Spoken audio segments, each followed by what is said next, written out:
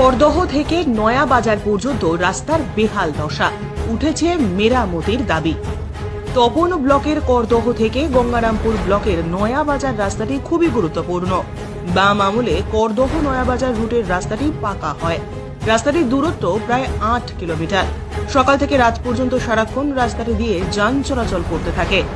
রুটটির মাঝে নয়া বাজার মিলপাড়া, মশনাতলা, ভূতপাড়া, পলিমহাদেবপুর, বজরাপুকুর, মনোহলি, বাসর গ্রামটি রয়েছে।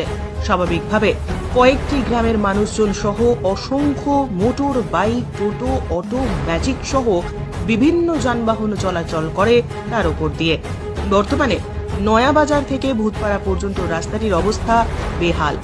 পিচ উঠে বেরিয়ে পড়েছে পাথর। বেহাল রাস্তা দিয়ে চলাচল করতে প্রতিনিয়ত সমস্যায় পড়তে হচ্ছে এলাকার বাসীদের। বেহাল রাস্তাটি দ্রুত মেরামতির দাবি উঠেছে। প্রতিদিনই টোটো নিয়ে যাতায়াত করছি, আর এত ঝাঁকানি হচ্ছে তাতে আমাদের কোমর, হাত পা সমস্ত পেন হচ্ছে।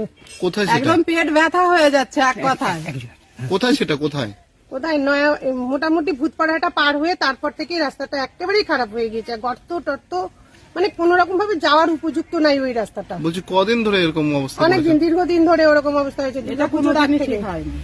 দুর্গাপুজোর আগ থেকে এরকম অবস্থা হয়ে যাচ্ছে। আপনারা কি জানিয়েছেন কাউকে? ভিডিও